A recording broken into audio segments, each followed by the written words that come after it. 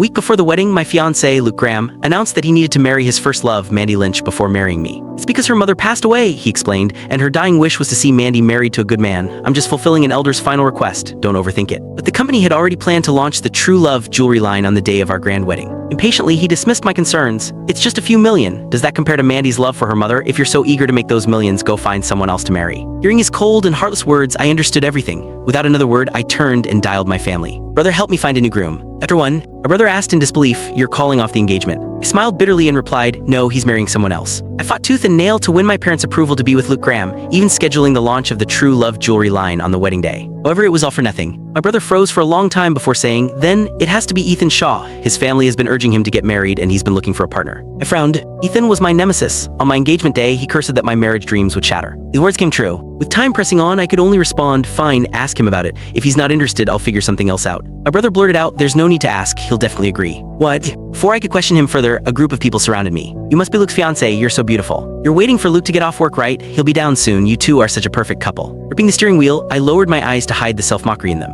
Years ago, Luke introduced me to his colleagues and friends. Everyone considered us the epitome of a loving couple, but no one could have guessed he was about to marry someone else. After saying goodbye to the group, Luke got into the car and handed me a necklace. "This is from Mandy. She asked me to give it to you. You embarrassed her at the funeral yesterday, so find some time to apologize to her." The necklace was obviously a freebie that came with a larger purchase. I saw it in Luke's shopping cart a few days ago. "I don't want it," I replied bluntly. Luke frowned. "What's with the attitude? You barged into the funeral and told everyone I wasn't her fiancé, making her look bad. She's been generous enough not to hold a grudge and even sent you a gift. Can't you be a little grateful?" The man who once protected me no longer existed. Someone else held his heart by then. Frustrated, Luke rolled down the window, letting the wind in. After a long silence, he saw that I was not placating him. Finally, he said, "Forget it. I'll let it go today since we're going to pick out your wedding dress." It was the first time he had softened his attitude toward me that year. At the bridal boutique, the staff welcomed us warmly. "Mr. Graham, Ms. Lane, your custom-made wedding dresses and suits are ready." However, Luke's attention was not on the outfits. Instead, he was anxiously engrossed in his phone. Noticing my gaze, he quickly put away his phone and flashed an apologetic smile. "Anna, Mandy's having some issues. I need to head over there, try on the dresses and pick a suit for me. I trust your taste." With that, he hailed a cab and left in a hurry, leaving me alone. Staff approached cautiously. "Ms. Lane, would you like to select the suit yourself?" Withdrew my gaze and nodded. Suit had to be chosen, just not for Luke. For all, the groom had changed. Back home, I thought Luke would stay out all night, but he appeared before dinner. He was carrying a food bag when he got back. "I went all over town to get this for you. They're meatballs from Highbury." I looked at the meatballs. There were 3 fewer than usual and one had a bite mark on it. Half an hour ago, I saw Mandy Lynch's social media post. Picture was of the same meal now in front of me. My hubby went out late just to get me supper. Thank you, love.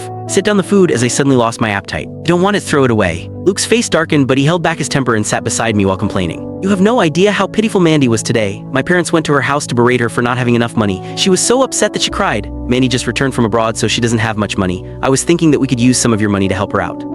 Click the link on the homepage to watch the full follow-up for free.